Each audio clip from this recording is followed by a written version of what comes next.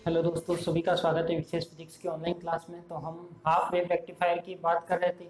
Half wave rectifier में हमने क्या किया था, उसके दो वीडियो अपन पढ़ चुके हैं, दो वीडियो आपने देख चुके हो। उसमें आपने फर्स्ट वीडियो में तो हाफ वेव रेक्टिफायर किसे कहते हैं, रेक्टिफायर किसे कहते हैं, कितने टाइप के होते हैं, हाफ वेव कैसे वर्क करता है, क्या उसका डायग्राम रहता है, वो सब बता दिया था। सेकेंड डायग्राम में उसका मैथमेटिकल डायरेक्शन की बात कर रहे थे, जिसमें अपन ने क्या क्या किया था। एक तो आईडीसी की वैल्यू निकाली थी, यानी डिश धारा का मान निकाल लिया था या एवरेज वैल्यू निकाल ली थी करंट की। उसके बाद अपन ने रूट मैन स्क्वायर यानी आरएमएस वैल्यू निकाल ली थी ई और आई की। उसके बाद थर्ड पॉइंट में अपन ने क्या निकाली थी, दक्षता निकाली थी। तो आज अपन बात करते हैं फोर पॉइंट की बात करते हैं। तो 4 पॉइंट आता है अपने पास क्या, उर्मी का। उर्मी का गुणांक एक तरह से क्या होता है, रिपल फैक्टर। जिसे इसको डिफाइन कैसे करते हैं, देखो जिस धारा होती है वो कैसे निर्भर करती है अपने पास, देखो समय के साथ निर्भर करती है। यानी जिस धारा होती है उसका फलन यदि समय के साथ क्या होता है, परिवर्तित होता रहता है। कैसे, जैसे अपन ने इसका कर्व बनाया था, तो कर्व बनाने में आपको पता है कि हाफ वेव रेक्टिफायर यानी हाफ वेव मिल रही थी, यानी 0 से t/2 तक तो मिल रही थी, t/2 से t तक नहीं मिली। इसका मतलब वापस आगे वाले में मिलेगी, आगे नहीं मिलेगी। इसका मतलब कह सकते हैं कि जो दिश धारा का घटक है वो किस पर निर्भर कर रहा है, समय के सापेक्ष निर्भर कर रहा है। तो वही क्या कहलाता है, दिश धारा का जो घटक समय के सापेक्ष निर्भर करता है वही क्या कहलाता है, अपना उर्मिका कहलाता है। अब अपन बात करें जी फैक्टर की, तो रिपल फैक्टर को निकालते कैसे हैं। तो रिपल फैक्टर को निकालने के लिए फॉर्मूला होता है I R M S upon में आई डी सी। तो ये वाला फॉर्मूला यानी क्या है, आई आर एम एस क्या है यहाँ पे, आई आर एम एस है आपने निवेशित दिश घटक, यानी अपन कह सकते हैं कि निवेशित करंट है। आई डी सी क्या है अपने पास, जो दिश करंट है वो क्या आएगी अपने पास, आई डी सी। यानी अपन कह सकते हैं कि जो निवेशित प्रत्यावर्ती करंट या निवेशित प्रत्यावर्ती धारा और निर्गत दिश धारा का अनुपात है वो क्या कहलाता है, अपना उर्मी का गुणांक कहलाता है। क्या कहलाएंगे, प्रत्यावर्ती निवेशी करंट यानी प्रत्यावर्ती निवेशी धारा और दिश धारा का अनुपात क्या कहलाता है, उर्मी का गुणांक कहलाता है। तो ये हो जाएगा अपने पास R equal to I R M S upon में आई डी सी। ठीक है, तो अपन वैल्यू निकाल चुके हैं आई आर एम एस और आई डी सी की, पर इसको डायरेक्ट वैल्यू नहीं रखनी है। देखो किस तरह से निकालना है। यदि मैं इसके शक्ति की बात करूं, यानी लोड में कुल शक्ति यानी टोटल पावर की बात करो, यानी किसके अंदर बात करें, आर एल में, तो वो किसके बराबर होगा, प्रत्यावर्ती शक्ति प्लस दिष्ट शक्ति, यही होगा अपने पास। ठीक है, यदि ये टर्म होगी अपने पास, यानी अपन कह सकते हैं कि जो टोटल पावर होगा वो किसके इक्वल होगा, जो एसी का पावर है प्लस का डीसी का पावर, उन दोनों के ऐड के इक्वल होगा। तो प्रत्यावर्ती घटक क्या होगा, देखो मैं लिख सकता हूँ, प्रत्यावर्ती घटक की बात करें तो आई आर एम एस का स्क्वायर और साथ में क्या आएगा आर एल, या फिर इसको मैं लिख सकता हूँ प्रत्यावर्ती है तो एसी लिख लो चाहे, प्लस ये क्या हो जाएगा आई डी सी स्क्वायर और आर एल। और ये क्या होगा, लोड में कुल शक्ति, लोड में कुल शक्ति यानी कुल शक्ति तो किस में, आउटपुट में क्या मिलेगा अपन को, डीसी की फॉर्म में ही मिल रही है। तो ये क्या हो जाएगा, देखो लोड में कुल शक्ति की बात कर रहा है, जो अपन ने टोटल शक्ति होगी वो क्या होगी अपने पास, I R M S square और आर एल। यानी जो टोटल शक्ति है वो किसके बराबर होगी, प्रत्यावर्ती शक्ति की और दिश शक्ति के इक्वल होगी। तो उसको किस तरीके से निकालना है, इस तरीके से निकालना है। लोड में कुल शक्ति तो हो जाएगी अपने पास आई आर एम एस, क्योंकि जो शक्ति दी जा रही है यानी इनपुट जो सिग्नल दे रहे हैं वो कितना दे रहे हैं अपन, I R M S square R L.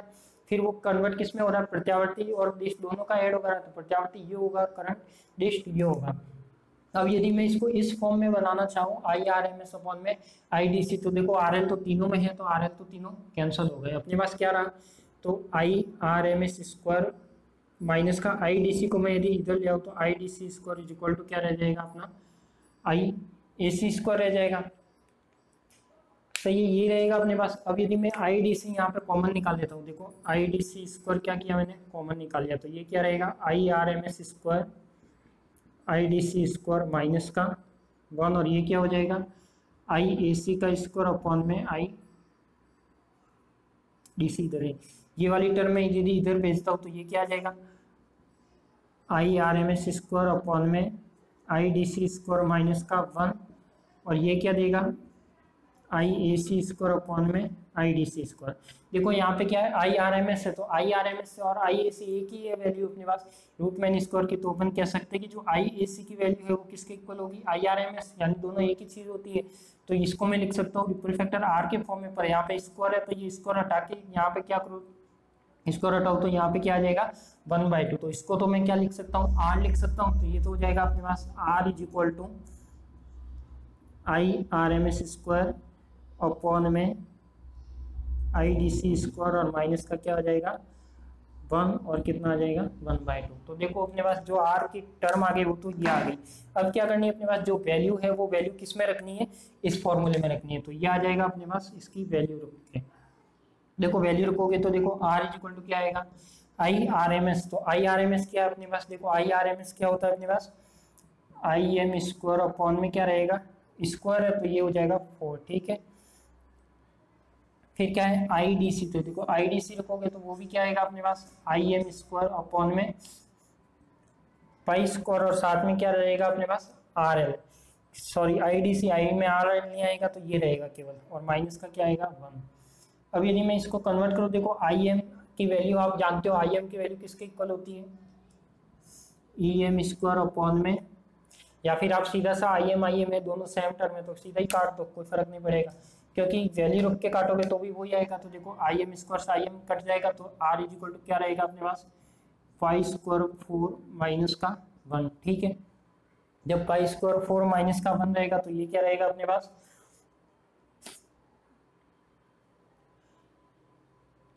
देखो अपन ने कुछ मिस्टेक की है। देखो IRMS की वैल्यू तो क्या थी IM² अपॉन में 4 था, IDC था तो इसमें क्या था IM अपॉन में पाई, क्योंकि IM सेम है इसलिए मैं काट रहा हूँ, ठीक है। यदि आपको ऐसे समझ नहीं आता तो IM की वैल्यू रख लेना EM अपॉन R प्लस का RL वैसे भी आ जाएगा। तो ये अपना R इज इक्वल टू क्या आएगा π² 4 माइनस का 1। तो इस तरह से आप जब ये इसको सॉल्व करोगे और साथ में क्या था 1/2, यानी ये कैसा है अंडर रूट में, जब इसको आप सॉल्व करोगे तो π² अपॉन 4 क्या आएगा π² अपॉन 4 आ जाएगा। इसकी वैल्यू आएगी रिपल फैक्टर की जो कांस्टेंट की टर्म में, तो वो आएगा R इज इक्वल टू 1.21, यानी 1.2095 के समथिंग आ रहा है। तो वो कितना मानेंगे अपन 1.21। तो ये इसका क्या कहलाएगा रिपल फैक्टर कहलाएगा। तो अपन कह सकते हैं कि ये वाला क्या है उर्मिका गुणांक का मान है अर्ध तरंग दिष्टकारी के लिए कितना है, यानी अर्ध तरंग दिष्टकारी के लिए जो रिपल फैक्टर का मान प्राप्त होता है वो कितना होता है 1.21 होता है। तो ये हो गया अपना रिपल फैक्टर, ठीक है। तो इसका भी आप स्क्रीनशॉट ले लीजिए।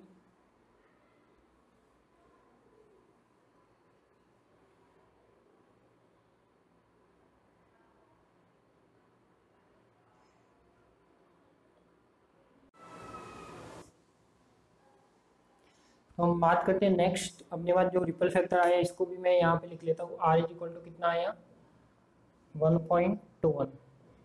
ये सब रिजल्ट आपको याद रखना है, कंपटीशन एग्जाम में डायरेक्ट न्यूमेरिकल पूछा जाता है या फिर ये सीधे फॉर्मूला पूछे जाते हैं कि आपकी अर्ध तरंग दिष्टकारी के लिए कितनी दक्षता होती है, कितना उर्मिका गुणांक होता है, क्या IM IDC होता है, क्या IRMS होता है। तो ये वैल्यू आपको क्या करनी है याद रखनी है। नेक्स्ट अपन बात करते हैं वोल्टता नियमन यानी वोल्टेज रेगुलेशन, जो इसका हाफ वेव रेक्टिफायर का लास्ट पॉइंट है अपने पास।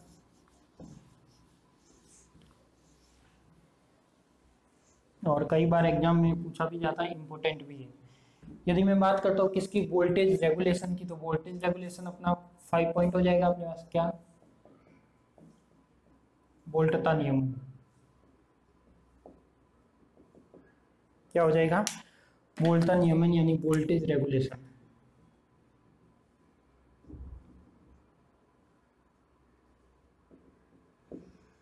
देखो यदि मैं बात करूं दिष्ट वोल्टता की, तो दिष्ट वोल्टता किस पर निर्भर करती है अपने पास, यदि मैं दिष्ट वोल्टता लिखूं IDC इक्वल टू किस पर निर्भर करती है EDC RL, ठीक है। यानी अपन कह सकते हैं कि जो दिष्ट वोल्टता होती है वो दिष्ट घटक पर या दिष्ट धारा पर निर्भर करती है, लोड प्रतिरोध पर भी निर्भर करती है। यानी अपन कह सकते हैं कि दिष्ट धारा का मान बढ़ाए तो क्या होगा दिष्ट वोल्टता भी बढ़ेगी, और दिष्ट धारा का मान घटाए तो दिष्ट वोल्टता भी क्या होगी घटेगी। तो इस तरह से ये क्या है EDC है वो IDC और RL पर क्या है डिपेंडेंट है। अब यदि अपन बात करें वोल्टता नियमन की, तो वोल्टता नियमन का एक फॉर्मूला होता है, वो कैसे निकालते कैसे इसको, देखो VDC, देखो VR is equal to V no load minus का V4 load, V4 load into 100, यानी ये वाला फॉर्मूला है, इसमें क्या करना है आपको, ये सब वैल्यू निकाल के इसमें रखनी है और वोल्टेज रेगुलेशन वोल्टा नियमन क्या करना है आपको निकालना है। तो यदि बात करें देखो इस फॉर्मूले में सबसे पहले तो क्या है वी आर क्या व्यक्त कर रहा है यहाँ पे, वोल्टेज रेगुलेशन को व्यक्त कर रहा है। तो वी आर तो क्या हो जाएगा अपने पास वोल्टेज नियमन। ऐसे ही यहाँ पे लिखा है मैंने वी नो लोड यानी लोड को क्या मानना है इनफाइनाइट मानना है। यानी जहाँ पे जो वी है वो क्या व्यक्त कर रहा है अपना, देखो वी है, जो वी को मैं एन एल लिख दूँ, एन शॉर्ट में लिखा है एन एल यानी नो लोड। तो ये क्या है अपने पास लोड की अनुपस्थिति में वोल्टेज, लोड की अनुपस्थिति में क्या होना चाहिए वोल्टेज। यानी जो आर एल है तो उसको क्या मानना है इनफाइनाइट। ऐसे ही यदि वी एफ लोड की बात करें तो क्या होगा फुल लोड यानी लोड उपस्थिति में वोल्टेज, लोड उपस्थिति में वोल्टेज। और वी आर क्या हो जाएगा वोल्टा नियमन, क्या हो जाएगा वोल्टा नियमन हो जाएगा। तो इस तरीके से ये क्या हो जाएगा अपने पास वोल्टा नियमन, यानी ये वाला कंप्लीट हो जाएगा। अब इसमें देखो निकालना कैसे है, सबसे पहले मैं बात करूं सबको अलग अलग चीज निकालनी। यदि मैं ईडीसी की बात करूं, देखो ईडीसी क्या होता है अपने पास, यदि इसमें ईडीसी इज इक्वल टू लिखूं आईडीसी की वैल्यू कितनी है, आईडीसी की वैल्यू अपने पास पता है आई एम अपॉन में पाई, साथ में क्या है R L. I am upon pi है तो आई एम अपॉन पाई को मैं क्या लिख सकता हूँ, वही ई एम अपॉन में पाई आर प्लस का आर एल हो जाएगा और साथ में क्या हो जाएगा आर एल। तो ये तो क्या हो गया अपना ईडीसी हो गया, ठीक है।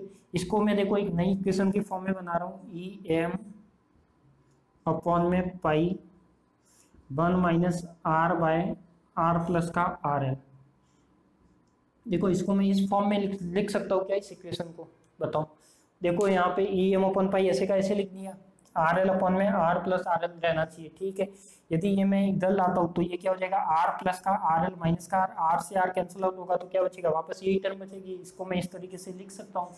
तो देखो जब इसको मैं इस तरीके से लिख सकता हूँ तो इसको मैं ई एम से मल्टीप्लाई करूँ तो ई एम अपॉन पाई हो जाएगा माइनस का ई एम आर और साथ में क्या रहेगा आर प्लस का आर एल रह जाएगा, ठीक है। तो ये हो जाएगा अपने पास ईडीसी, क्या हो जाएगा ईडीसी। और ईडीसी अपन जानते हैं कि ईडीसी की वैल्यू किसके इक्वल रहती है, तो ईडीसी की वैल्यू है वो अपने पास रहती है किसके आईडीसी आरएल के इक्वल। यानी मैं यहाँ भी क्या लिख सकता हूँ ईडीसी को यहाँ से लिख सकता हूँ आईडीसी आरएल, ठीक है लिख सकता हूँ। तो ये आ जाएगा अपने पास IDC RL E M minus E M upon पार। देखो ई एम अपॉन में आर प्लस आर एल, ये क्या लिख सकता हूँ मैं इसको, ये किसकी वैल्यू अपने पास ई एम अपॉन में आर प्लस आर एल किसकी वैल्यू है, देखो इसमें पाई अपन ने गायब कर दिया।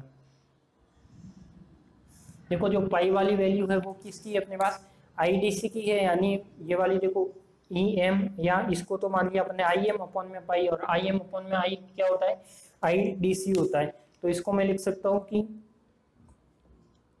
आई D C R L is equal to E M upon में पाई, इधर क्या आ जाएगा अपने पास आई डी सी और साथ में क्या आ जाएगा केवल आर। अब यदि मैं इसको एक इक्वेशन फॉर्म में लिखता हूँ, देखो इक्वेशन फॉर्म में कैसे लिखें, यदि आई डी सी यानी मैं क्या करता हूँ ई एम को एक साइड ले आता हूँ तो माइनस का ई एम अपॉन में पाई, इसको इधर ले आया प्लस ये माइनस था ये भी क्या हो जाएगा आई डी सी आर और ये इसको मैं लिख सकता हूँ क्या प्लस ही है तो I D C R M. देखो ये अपनी कोई इक्वेशन है इक्वल टू क्या है अपना 0।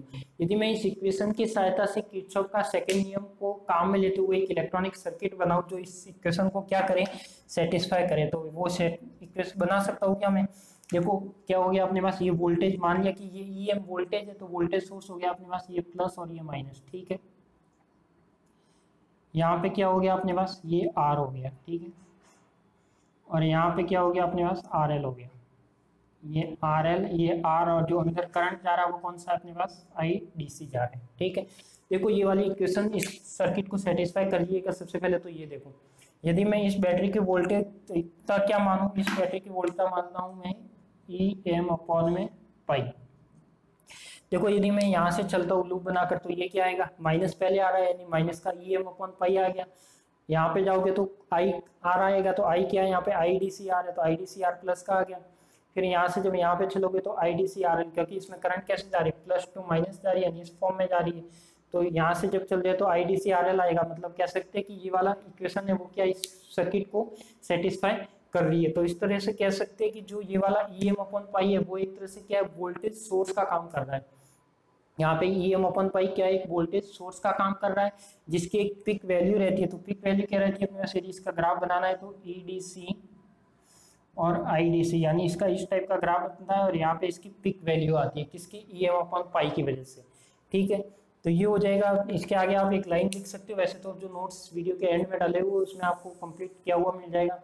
तो EM/पाई IDC/R प्लस IDC/RL हो जाएगा। तो ये हो जाएगा अपने पास कंप्लीट। ठीक है, इसके बाद क्या करना है आपको, इसके बाद ये वाले सब ये तीनों चीजें निकालनी है। तो सबसे पहले बात करते हैं अपन V नो लोड की। देखो V नो लोड यानी VNL की बात करते हैं, यानी यहाँ पे V नो लोड की क्या होना चाहिए, अनुपस्थित, यानी RL इक्वल टू क्या रहना चाहिए, इन्फाइनाइट। यानी जब ये वाली चीज अपन इन्फाइनाइट करेंगे, मान लो कि ये वाली चीज क्या की अपन ने, इन्फाइनाइट की, तो जो अपने पास जो वैल्यू रहेगी वो क्या रहेगी, केवल EM/पाई रहेगी।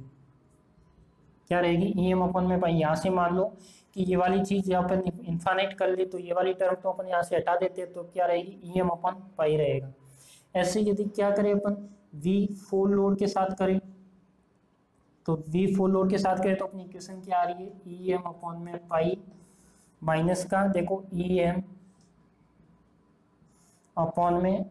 प्लस का RL, साथ में क्या आ जाएगा, R/पाई। ठीक है, ये आ जाएगा। तो अब ये वाली वैल्यू आप इस फॉर्मूले में रख सकते हो। देखो रखो, वैल्यू क्या आता है देखते हैं। तो देखो वैल्यू रखने पर परसेंटेज में निकालना है, तो वैल्यू रख दो आप।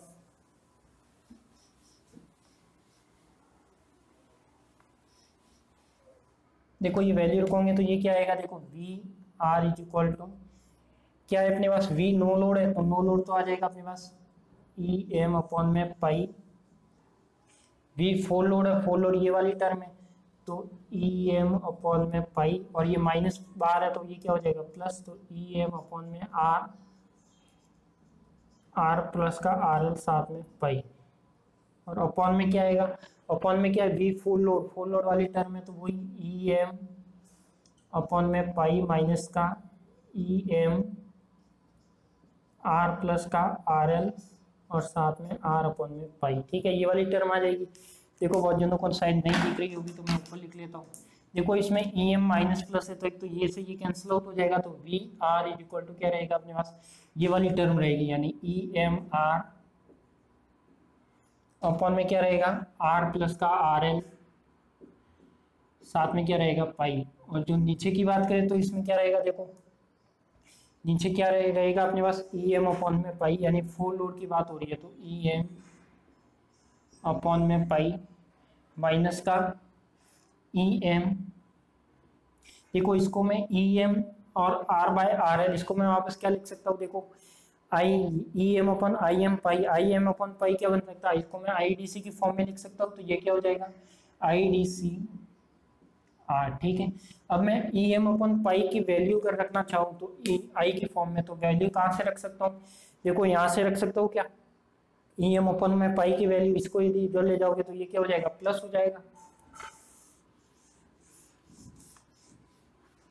तो देखो ये क्या हो जाएगा, यदि मैं EM/पाई यहाँ से रखता हूँ, ठीक है, इस वाली इक्वेशन, तो EM/पाई है, इसको मैं यदि इधर लेके जाता हूँ तो VR इज इक्वल टू क्या आएगा, EM/R अपॉन में R प्लस का RL साथ में पाई, अपॉन में EM/पाई की वैल्यू लिखोगे तो IDC/RL, इसको इधर लाओगे तो प्लस का IDC/R और माइनस का IDC/R। तो देखो IDC से IDC कौन सा कैंसिल आउट हो गया, ये कैंसिल आउट हो गया, तो VR इज इक्वल टू क्या बचा अपने पास, देखो EM में RL प्लस RL यानी IM में पाई, ये भी क्या रह रहा है IDC/R रह रहा है, और ये नीचे क्या रहा IDC/RL, ये से ये कैंसिल आउट हो जाएगा, तो अपने पास क्या बचेगा VR is equal to R/R plus L। यानी अपन कह सकते हैं कि जो वोल्टा नियमन होता है वो किस पर डिपेंडेंट रहता है, प्रतिरोध पर, और जो अपने पास लोड प्रतिरोध है उस पर भी डिपेंड रहता है। और जो R की वैल्यू है वो क्या है RS प्लस RF, तो ये वाला क्या था अपने पास वोल्टा नियमन। तो इस तरह से वोल्टा नियमन निकाल सकते हो। क्या करना है इसमें, केवल वोल्टा नियमन का फॉर्मूला याद रखना है, V no load minus V full full load upon में V फुल लोड इनटू में 100, ठीक है। तो प्रतिशत फॉर्म में भी निकाल सकते हो, तो प्रतिशत में जो भी वैल्यू आती है उसको आप प्रतिशत में निकाल के वोल्टेज रेगुलेशन की वैल्यू बता सकते हो। तो ये तो हो जाएगा अपने पास क्या, वोल्टेज रेगुलेशन का फॉर्मूला। तो इसी तरह से अपना देखो हाफ रेक्टिफायर कंप्लीट हो गया। अब मैं आपको एक शॉर्ट तरीके से हाफ रेक्टिफायर को कंप्लीट सार के रूप में बता देता हूँ कि क्या क्या अपन ने वैल्यू निकाली है।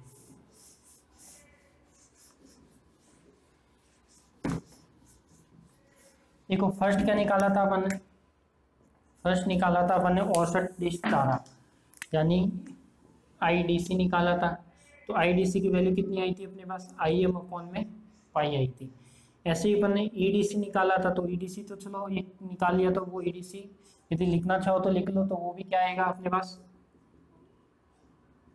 ये आएगा, ठीक है। यदि दूसरी चीज की बात करो, क्या निकाला था, IRMS निकाला था, तो ये क्या आया था अपने पास, IM अपॉन में 2 आया था। और ऐसे ही अपने पास ERMS की बात करोगे तो वो क्या आएगा, IM अपॉन में 2 और साथ में क्या आ जाएगा, RL आ जाएगा। थर्ड क्या निकाला था अपन ने, दक्षता निकाली थी यानी ईटा निकाला था। ईटा कितना आया था, 46.6% अपॉन में 1 प्लस R/RL आया था। फोर्थ क्या निकाला था अपन ने, रिपल फैक्टर निकाला था, तो वो कितना आया था, 1.21 आया था। और 5 क्या निकाला है अपन ने, वोल्टा नियमन, तो ये VR इक्वल टू क्या आया, R प्लस का RL आया। तो ये वाली कंप्लीट चीज़ें अपन निकाल चुके हैं डेरिवेशन के साथ। तो ये जो फॉर्मूले हैं ये काफ़ी इंपॉर्टेंट है, न्यूमेरिकल यदि आते हैं, यदि आ जाते हैं कॉम्पिटिशन एग्जाम में बहुत सारे न्यूमेरिकल आते हैं, तो ये आपको याद है, तो कुछ भी याद करने की आवश्यकता नहीं है। इसमें IM इक्वल टू आपको ध्यान रखना है कि IM क्या माना था अपन ने, EM R प्लस का RL, और R क्या है, R equal to RS plus का RF है, ठीक है। ये चीज़ आपको दिमाग में रखनी है। तो ये इस तरीके से क्या हो गया, अपना हाफ वेव रेक्टिफायर कंप्लीट हो गया। तो अब अपने पास जो नेक्स्ट रेक्टिफायर है कौन सा, फुल वेव रेक्टिफायर, वो भी इसी तरीके से यही 5 चीज़ें अपन निकालेंगे और उसको भी समझेंगे। तो देखो हाफ वेव रेक्टिफायर के आपके पास 3 वीडियो, फर्स्ट वीडियो था जिसमें रेक्टिफायर क्या होता है, रेक्टिफायर के टाइप्स, और हाफ वेव रेक्टिफायर के सर्किट, यानी जो सर्किट था उसकी वर्किंग थी और जो उसकी थ्योरी थी वो बताई थी। सेकेंड वीडियो में अपन ने 3 पॉइंट कवर किए, फर्स्ट उसकी एवरेज वैल्यू, सेकंड उसकी RMS वैल्यू, थर्ड उसकी दक्षता। और जो नेक्स्ट थर्ड वीडियो है उसमें अपन ने क्या किया, जो आज वाला था अपने पास, उसमें वही R निकाला यानी रिपल फैक्टर, दूसरा क्या निकाला, वोल्टा नियमन, तो VR निकाला है। तो इस तरीके से ये आपका हाफ वेव रेक्टिफायर है वो क्या हो गया, कंप्लीट हो गया। तो मेरा सबसे रिक्वेस्ट है कि आप इन वीडियो जो भी देख रहे हो, आप इसमें कंप्लीट सिलेबस के अकॉर्डिंग वीडियो चल रहे हैं, तो इन वीडियो को आप आगे से आगे अपने फ्रेंड्स लोगों को भी पहुंचाएं और उनको भी कहे कि जो अपने सिलेबस है विद नोट्स के साथ ये वीडियो चल रहे हैं। नोट्स हर वीडियो के एंड में अपलोडेड है और सब हाथ से लिखे हुए नोट्स है और खुद के मेरे नोट्स है, तो कोई दिक्कत नहीं आएगी। तो आप इस वीडियो को लाइक करें, शेयर करें और आगे से आगे लोगों को शेयर भी करें और सब्सक्राइब भी करवाएं। ठीक है, आप सभी को धन्यवाद।